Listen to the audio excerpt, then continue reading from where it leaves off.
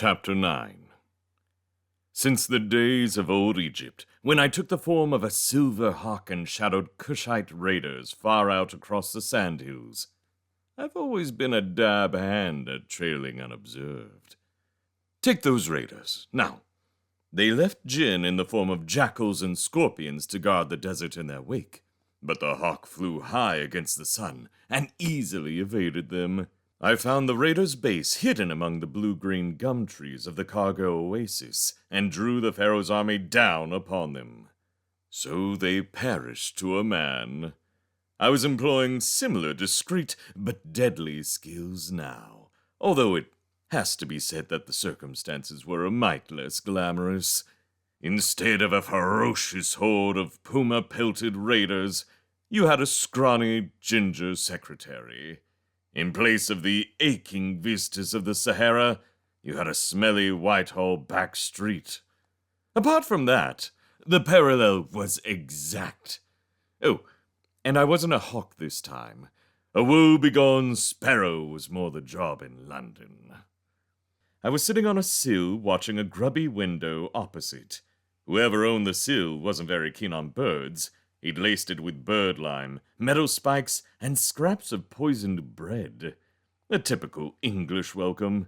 I kicked the bread into the street, used a small inferno to incinerate the lime, bent a couple of spikes out of true, and wedged my frail little carcass between them.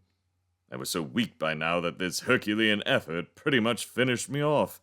Head spinning, I settled in to watch my quarry. It wasn't exactly unmissable viewing. Through the accumulated grime on the window pane, I could see Clive Jenkins sitting at a desk. He was thin, stooped, and rather puny.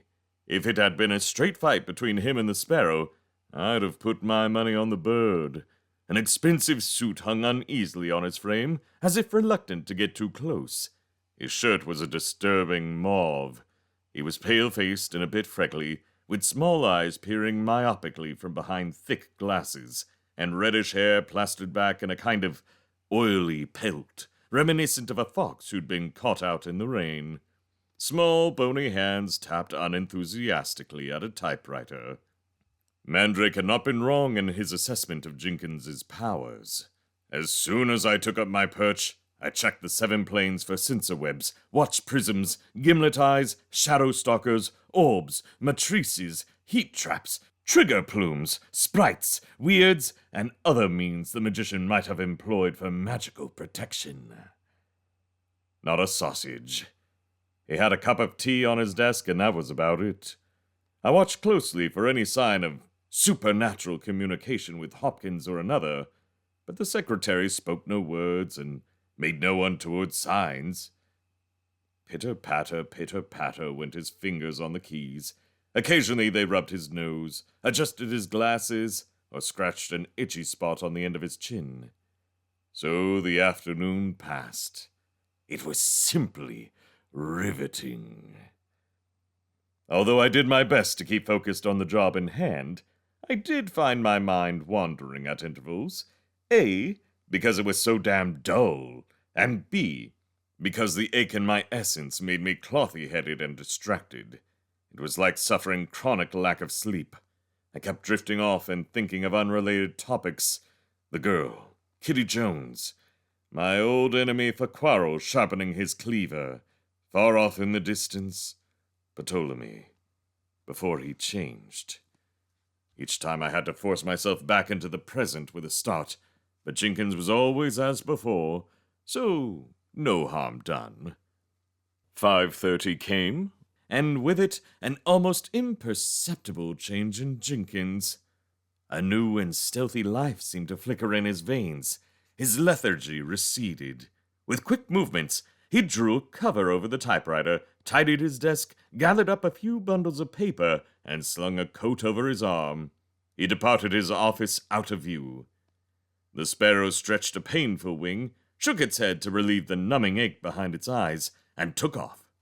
I drifted down the side road and out above the bustle of Whitehall, where buses nudged slowly through the heavy traffic and armored vans disgorged night police at intervals among the crowds. The war had brought disturbance to the streets. and the authorities were taking no chances in the center of the capital. Imps and foliates watched from recesses in the eaves of nearby buildings. I alighted in a walnut tree in the little courtyard that separated the Internal Affairs building from the road, and waited. A policeman stood below me at the gate. Presently the door opened and Jenkins emerged.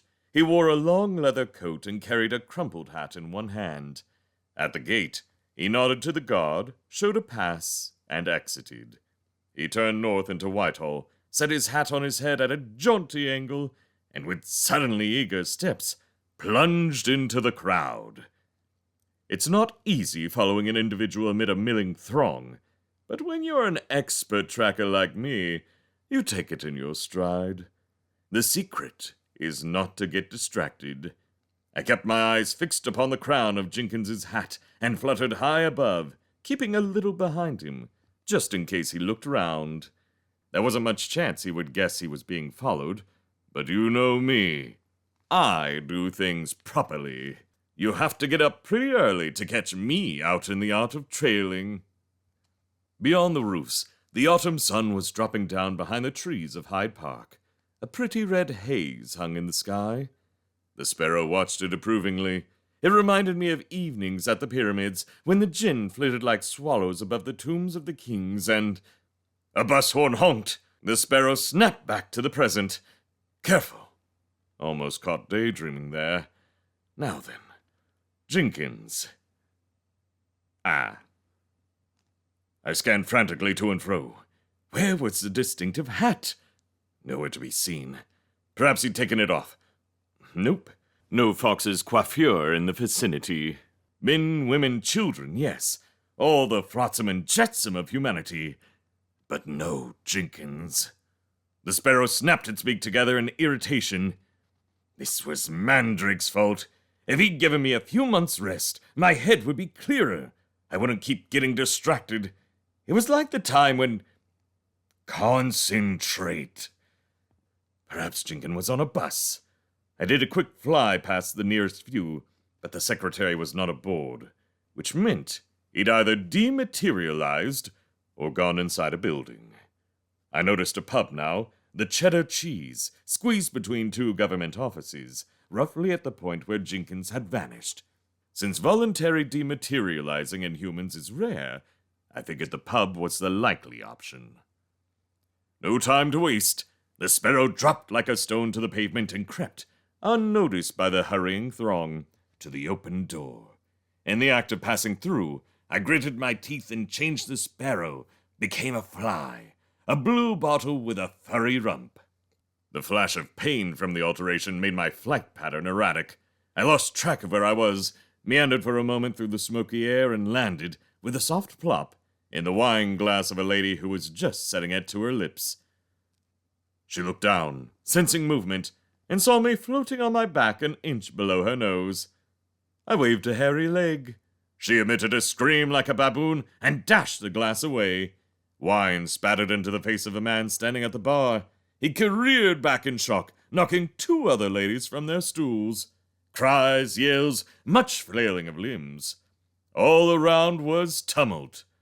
Soused with wine, the blue bottle landed on the surface of the bar, bumped, skidded, righted itself, and hid behind a bowl of peanuts. Well, if I hadn't been quite as unobtrusive as I'd wished, there was at least enough distraction for me to make a quick survey of the room. I wiped a couple of eye facets clean and did a quick step off the bar and up a nearby pillar, sashaying between the crisps and bags of pork scratchlings. From a vantage point aloft, I looked about. There, standing in the center of the room, talking avidly with two others, was Jenkins. The fly flitted closer among the shadows, checking the planes. None of the men had active magical defenses, though the stench of incense clung to their clothes and their skin had the pallor of the typical working magician. They were a shabby trio, to be sure. Like Jenkins, the others wore suits too big and too good for them. Their shoes were pointed, their shoulder pads a little high. All three were in their 20s, or so I judged. Apprentices, secretaries, none gave off the aura of power. but they spoke avidly. Their eyes glittered in the dusk of the cheddar cheese with fanatic's fervor. Upside down on the ceiling, the fly craned its head to listen to their words. No luck. The squawking at the bar blocked out the sound. I dropped into midair, circled stealthily down towards them, cursing the lack of walls nearby. Jenkins was speaking. I flitted nearer, close enough now to smell the lacquer on his scalp, see the pores in his little red nose. Thing is to make sure you're ready for the night. Have you both chosen yours? Burke has. I've not. It was the weediest of the trio who spoke, roomy of eye, concave of chest. Compared to him, Jenkins looked like Atlas. The third man, Burke, was scarcely better. A bandy-legged individual, shoulders flecked with scurf. Jenkins grunted. Get on with it, then. Try using Trismegistus or Porter. They both got a lot of choice. The weedy fellow let out a melancholy bleat. It's not choice that's the problem, Jenkins. It's just how powerful should I go for? I wouldn't want... Not scared, are you, Withers? Jenkins' smile was scathing, hostile. Palmer was scared, and you know what happened to him. It's not too late to find someone else. No. Withers was aflurry with reassurance. I'll be ready. Whenever you want. Are there many of us? Burke asked. If Withers bleated like a sheep, Burke's voice was more bovine, that of a ruminative dullard.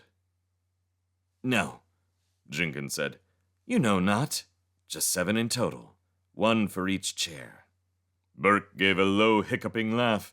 Withers sniggered in a higher key. The idea seemed to entertain them. Withers's caution resurfaced. And you're sure we're safe till then? Devereux's distracted with the war. Farrar and Mandrake with the restless commoners. Far too much going on for anyone to take any notice of us. Jenkins's eyes gleamed. Who, after all, has ever taken notice of us?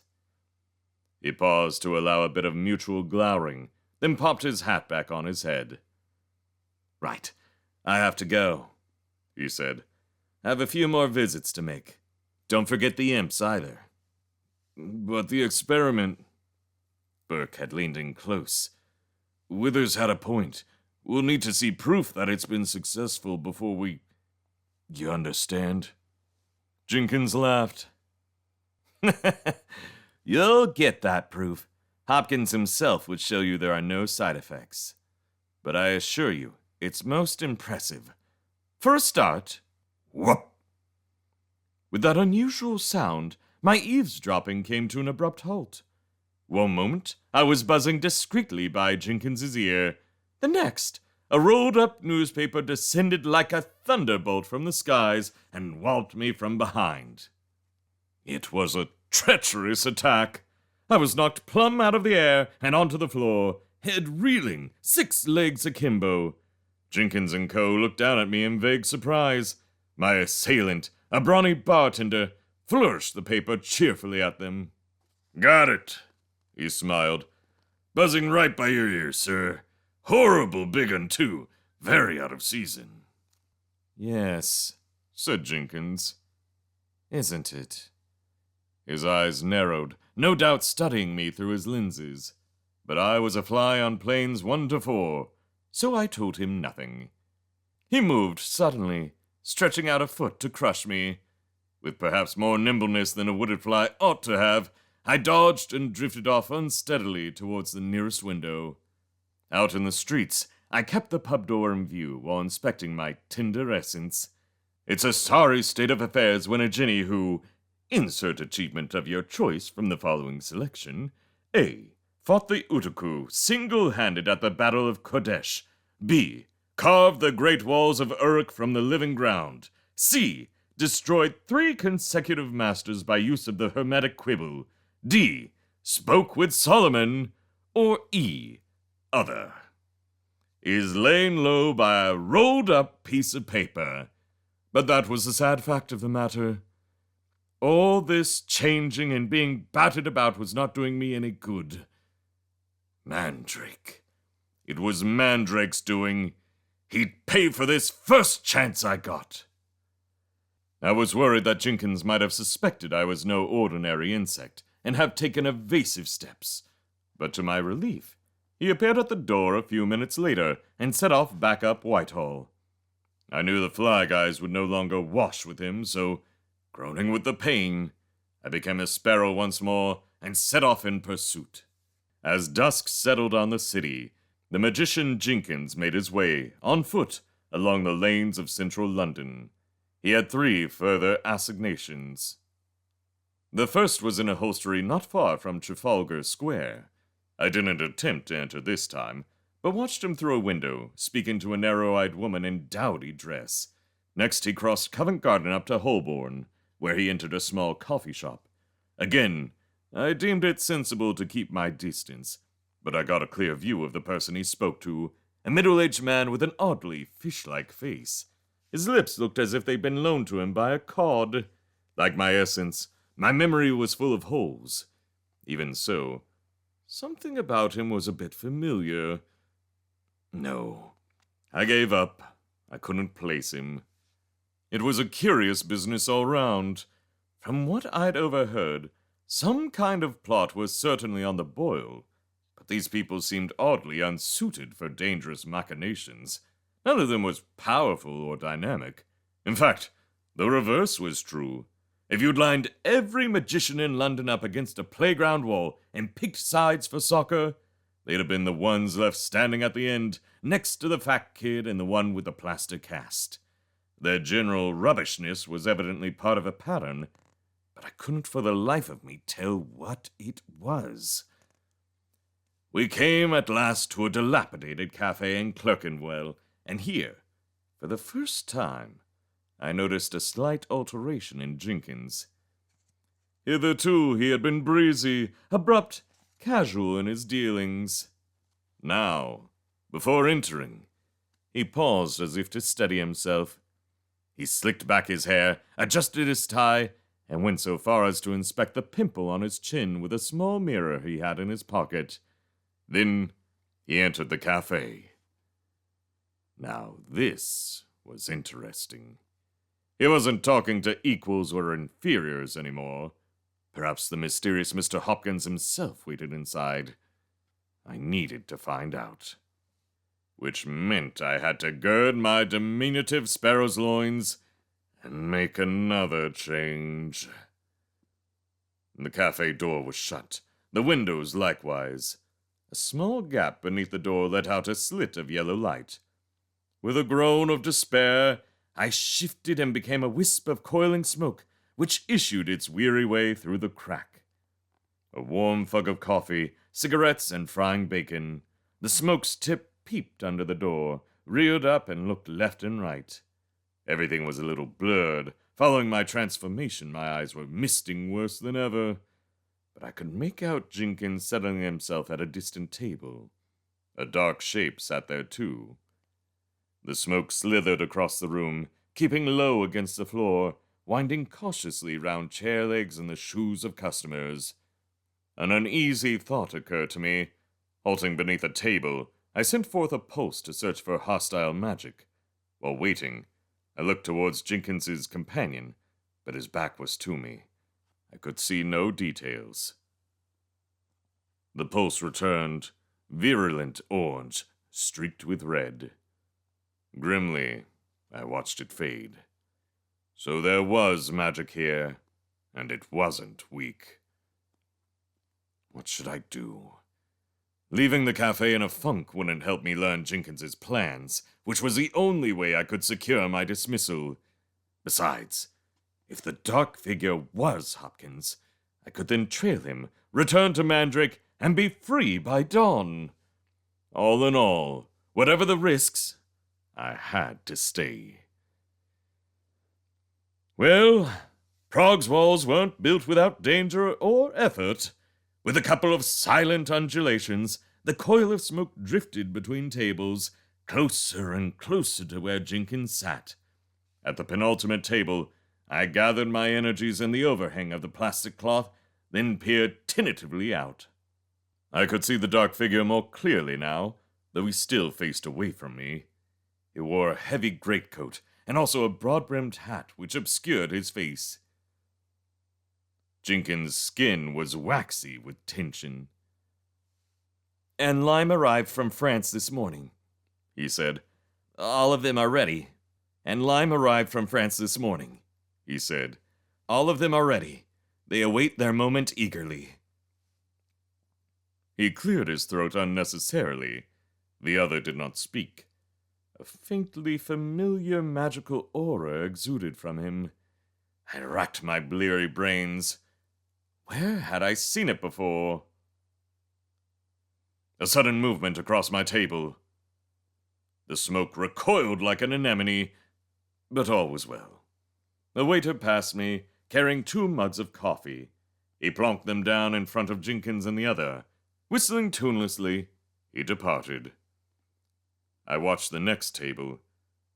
Jenkins took a sip of coffee. He did not speak. A hand stretched out for the second mug. A big hand. Its back was laced with odd crisscrossing of thin white scars. I watched the hand take the mug, raise it delicately from the table. The head turned a little as it bent to drink. I saw the heavy brow, the hooked nose, the bristles of the trim black beard, and then, too late, I felt the surge of recognition. The mercenary drank his coffee. I shrank back into the shadows.